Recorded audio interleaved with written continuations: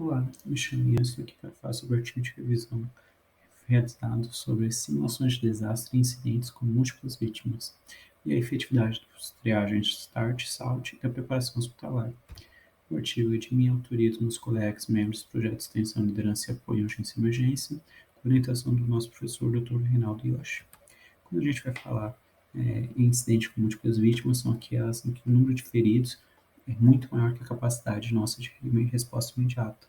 Então, nesse caso, a triagem é feita em ferramenta especial que vai definir prioridades, otimizar recursos e reduzir a mortalidade.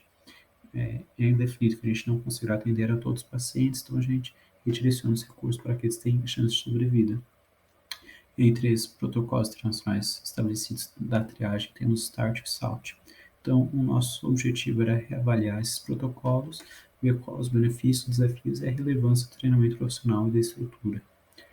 Então, quando a gente vai falar na triagem, a gente sabe que a origem dela veio dos conflitos militares, onde que a escassez de recursos foram direcionados para aqueles que tinham soldados com maior chance de sobrevida para poder voltar a lutar. Com a evolução, a gente teve protocolos sistematizados.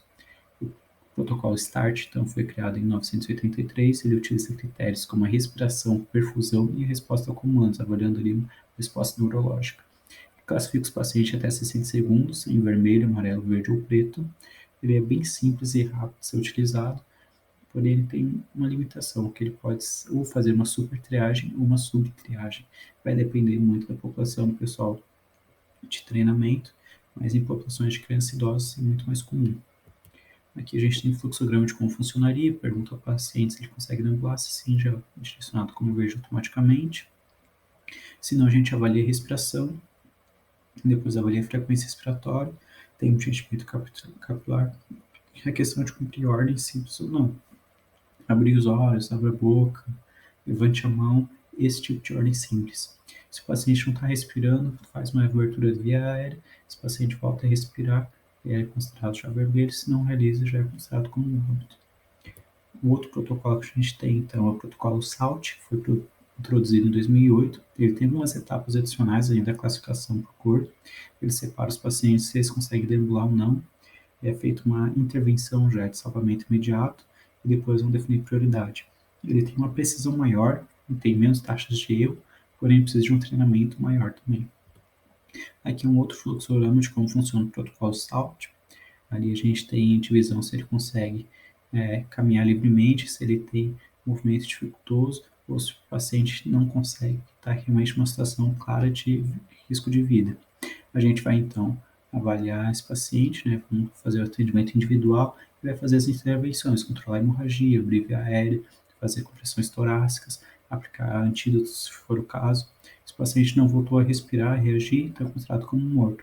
Se ele melhorou, está bem, consegue reavaliar ele, se teve só apenas pequenas lesões, ele é considerado como verde, se não ele é considerado como um vermelho, né, se ele já passou em uma se ele tem algum caso que se ele receber o atendimento ele possa sobreviver, já é considerado como vermelho. Se mesmo recebendo atendimento a chance dele sobreviver é muito pouco, já é considerado como morto, como um óbito, que seria o caso o preto.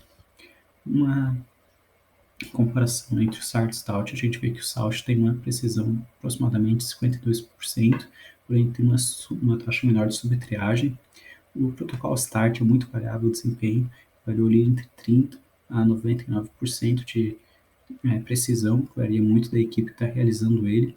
O SALT tem uma consistência maior de cesáreos muito complexos, porém os dois vão exigir muito treinamento para reduzir essas falhas críticas.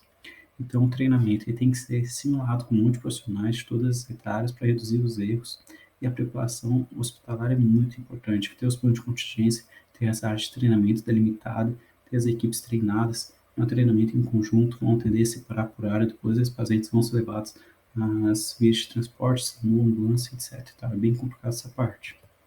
Então a gente conclui que realmente as simulações são fundamentais e o treinamento é muito fundamental ainda. O START ele tem uma relevância pela rapidez no START, porém o SALT ele é mais preciso e abrangente, só que ele demanda ainda mais treinamentos. E todos esses dois protocolos precisam de adaptação à nossa realidade. Aqui são as referências utilizadas para o nosso trabalho. Muito obrigado.